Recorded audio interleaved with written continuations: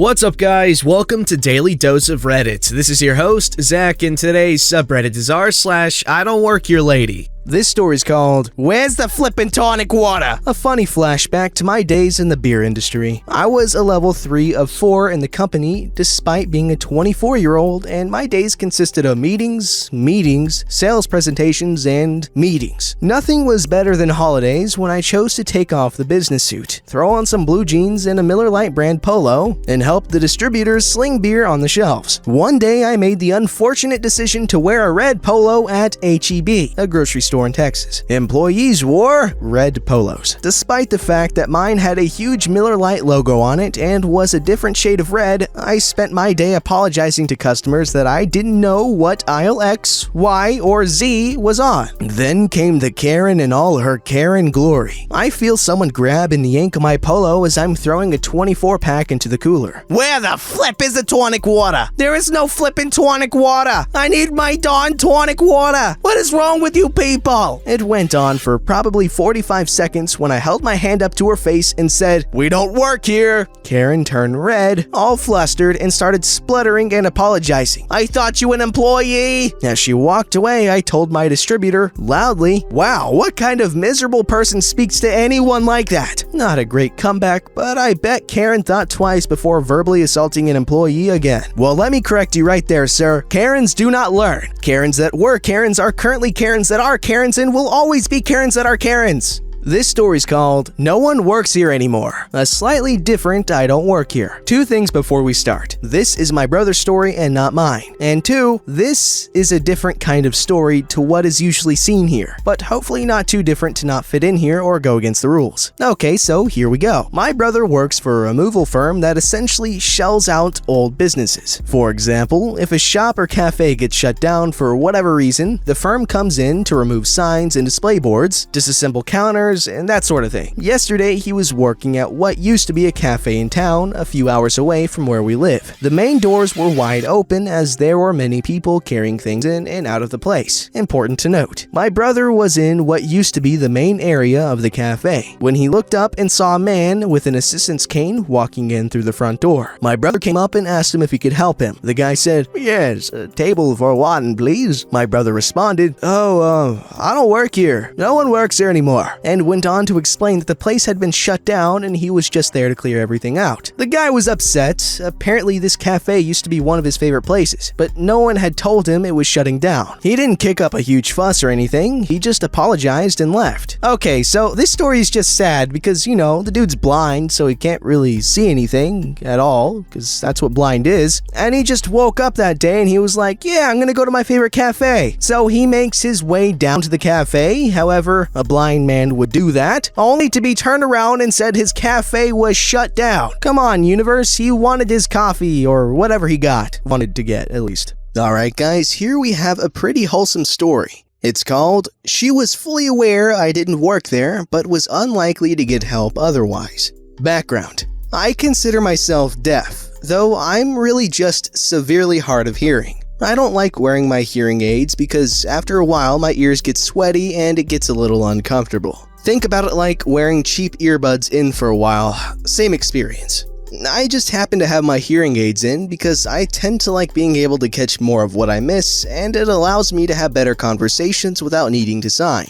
However, in public, I tend to do what's called com sign, which is signing while I'm speaking. It's out of habit more than conscious effort. The story. This is in no way what seems typical for the subreddit, as it doesn't end with a spectacular finale. My roommate and I were shopping at Wally World, just getting a few items like milk, diet soda, stuff I missed for burrito night, etc. I was wearing a dark gray shirt, black slacks, black shoes, black socks, glasses, and hearing aids. Roommate was also not wearing close to the colors either.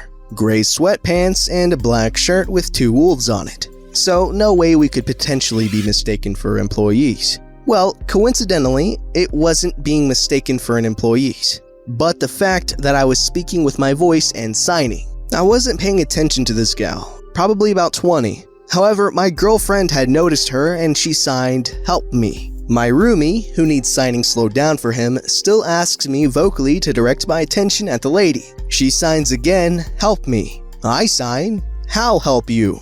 Biggest smile ever in the universe. She signs that she knows I don't work here, but she needed help to speak to the store manager about coupons for batteries for cochlear implants. I signed to her, telling her that I think Walmart accepts coupons for their competitors, but I'm not sure, but I think a regular employee would know since they're trained for it. And that's exactly what we do. Rumi and I stopped our shopping, went up front to the cashier, and I asked the question of the century for this gal. "Do you guys accept competitor coupons for things like hearing aid batteries?" "I believe we do, but I'm new, so let me just make sure." At this point, the cashier calls for a customer service manager who shows up less than a minute later. "What's the problem? Can we accept coupons like this for hearing aid batteries?" "Yes, we can. If it doesn't scan, just do a price match and put it in your drawer." Meanwhile, during their conversation, I'm signing to the deaf lady with dead battery having cochlear implants what's being said. I sign to her to go pick up her batteries and point to where they are. She runs back in a couple minutes while my roomie and I were chatting with the cashier, mostly about cats. Cashier rings up the batteries, applies the coupon, deaf lady pays, and immediately uses a battery in her processor. She then thanks us and hands me $1. Off she runs, into the night. We've seen each other before numerous times over the last 3 years of me living here at that store, and other places around town. But this is the first time I've personally interacted with her. Rumi and I finish our shopping and end up at the cashier again. It was late at night, so take what you will. There's no assault, no sense of entitlement, no police involvement, no screaming, yelling, or crying. Just a deaf gal with a cochlear implant that needed some brief help being able to communicate with the hearing world while out of batteries. Extra, extra, read all about it. I'm going to cut in with some things that I think may come up in the comments. Before you ask about the title as to why she wouldn't have been able to get help otherwise, while it's true that with her cochlear implant she'd be able to hear, but how well is up to the person. And her batteries were dead, so no sound until she puts the batteries into the processor. So she was completely deaf. And lip reading is still difficult, even for me. While I can catch things like vowels, it's pretty bad when you're completely deaf. Think of bad lip reading on YouTube. My roommate and I were the middlemen for her being able to communicate with people. And why didn't she just speak? I know for a fact she is able to, but she has a major deaf accent according to my roommate. I didn't hear her well, but he could. There is also this thing that many hearies have that are complete myths that are still believed today, even unfortunately by hospital staff like nurses and doctors. Stuff like deaf people can't talk, all deaf people sign, things like that. Admittedly, this is also why when I go to a store by myself, I immediately become mute by choice so I don't have to deal with the BS. So I'm thinking her reasoning is so she too didn't have to deal with the same BS. Regardless, speaking and getting spoken back to don't help. She's deaf and had no sound at the time. It's true that I speak, and I speak very, very well, largely due to years of speech therapy and having hearing aids as a child. This isn't the case for everyone, as each person has differing levels of what they can and cannot hear. While I'm comfortable with how well I speak verbally, not everyone is, so some people with cochlear implants are still likely to sign due to knowing how their voice sounds. So that's a confidence thing. Why didn't she just try the coupon with the batteries instead of getting someone that could help her communicate? I'm pretty sure she just happened to see me rather than going out of her way to look for me. So it's easier for her to sign to me requesting help than it is to potentially get to the register with her stuff and not being able to hear the employee say if the coupon could be used or not. This could also be a confidence thing too, having at least some level of being able to communicate with hearies back and forth while her cochlear implant was out of commission due to batteries. Why did she give me $1 if she was looking to save the money? The coupon she had saved her a little over $2 on the batteries, and it was a darn good coupon, so major score. I guess she saved enough from it and wanted to tip me for being her middleman in communication. I know I've been in scenarios where I could turn my hearing aids off until I know I was being spoken to, then turn them on in an effort to save batteries because I was on my last set and couldn't get more for another day or two away. Didn't any of the employees know how to sign? I know for a fact there are a couple of cashiers and one stalker that at least knows basic signing and can say stuff like, "Hi, my name is blank, have a good day," etc. but their knowledge is nowhere near the point of being able to assist without signing, beyond that without resorting to slowly, painfully slow, spelling. Like W-H-A-T, hamster wheel spinning, Y-O, 30 seconds later, U. I generally commend someone for knowing the ASL alphabet well enough that low speech bandwidth of just spelling everything rapidly is better than no signing at all. This is true for most deafies in a hearing environment. That's all I can think of. Moral of the story, not everyone that asks for help thinks you're an employee. Some know for a fact that you're not but still request help. You may be the only person in the entire store, even counting the employees, that is able to help quickly and reliably. That was incredibly wholesome, and I really enjoyed reading that. And I'm interested in knowing if we have members of the deaf community listening right now. And before you think that was a really stupid question, no, it was not, because, first of all, not everyone who's deaf is fully, completely deaf. And two, there are hearing aids, as we just read about. And anyways, if you are a member of the deaf community, let me know if you've ever had any nice, wholesome encounters like this one. Because I can imagine needing help can be a scary situation because, you know that not everyone will be able to help you. Anyways, moving on.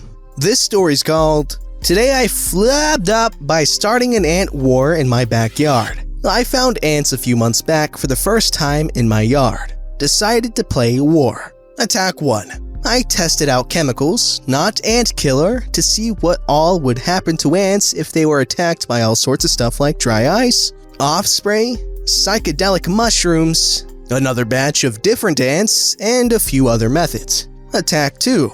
I realized that pretty much nothing was stopping them.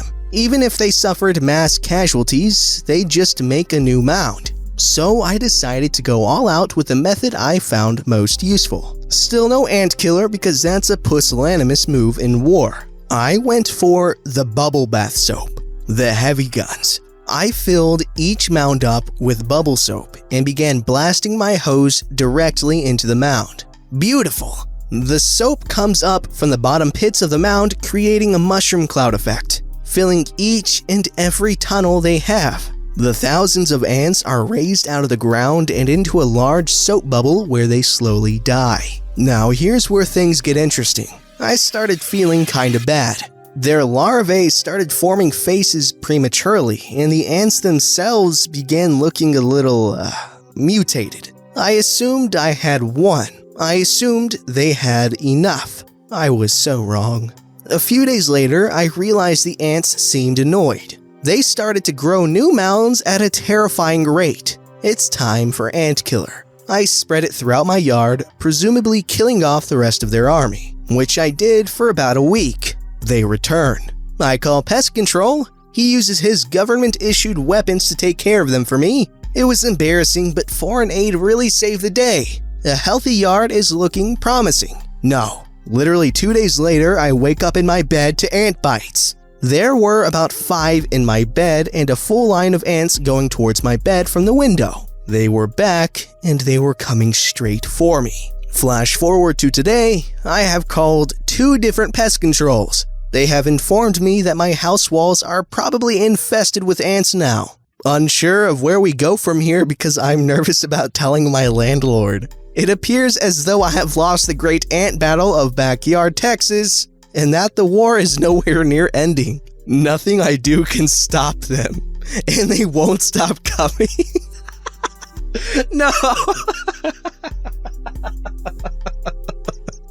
No. Oh, okay. Gosh. Okay, you think that he's talking about freaking White Walkers the way he's talking about the ants. Jeez. Anyway. Ants in Texas are insanely annoying. They are relentless. They do not stop coming. I sprinkled pesticide freaking cinnamon, which is supposed to be a very, very effective repellent. I've sprinkled cinnamon all over ant entrances, and they don't care. They don't give a crap. That's like the ant equivalent of like spamming someone with rotten eggs, and they're just like, oh yeah, give me more! This story's called, Today I Fudged Up by Eating Rice Noodles. Firstly, this is gross, but it doesn't really involve bodily fluids. It's not safe for work in a sexual or violent sense, but I'm adding the tag just in case. Secondly, I wanted to give this a more interesting title, but I didn't want to spoil the ending. Thirdly, I know I'm publicly humiliating myself, but hopefully my stupidity helps you feel better about yourself. I'm a fan of rice noodles, even though I don't eat them very often. Last night, I decided to have a simple meal of rice noodles, the thinnest kind, with vegetables. It just so happens that I am a boring person who enjoys rice, and consequently, rice noodles plain, with no sauce added. And so there I was, eating my dinner that was pretty much plain white aside from the green, orange, and yellow from the added vegetables. After I was finished, I decided to go and watch YouTube on my computer. And so there I was, relaxing, my attention absorbed by the video I was watching. My butt began to itch a bit, so I briefly scratched my butt crack and continued watching. I soon forgot that I had even touched my butt. Now it is time for me to make a confession, and with this, you'll probably be able to guess how this story will end. I do get pinworms sometimes, but I take the necessary measures to help abolish them, and I usually feel better after a few days. Earlier that day, I had noticed that I had pinworms again, and so I had washed all my clothes and sheets and washed my body and hands extra thoroughly. I hadn't noticed any worms or itching in my butt that day, so I thought they were already gone. Anyway, I eventually saw something on my index finger when I moved my gaze away from my screen. It was thin, white, and translucent, and only a couple of centimeters long. I thought I saw it move a bit, but it was so tiny I assumed I had just imagined it, since one of the medications I need can sometimes make my vision woozy. Still focusing on YouTube, I immediately assumed it was a tiny section of rice noodle that somehow remained stuck on my finger. I absent-mindedly licked it off my finger and swallowed it right away. It didn't really taste like anything, but my finger smelled like butt, and I felt pretty disgusted with myself once I remembered that I had not long ago itched my butt crack with that finger. I soon realized that I had even more reason to be disgusted with myself. As I watched another video, my butt began to itch more, and there was a familiar, uncomfortable feeling that was now inside my anus. I recalled the pinworms, and I felt annoyed that the parasites must still be inside me after all.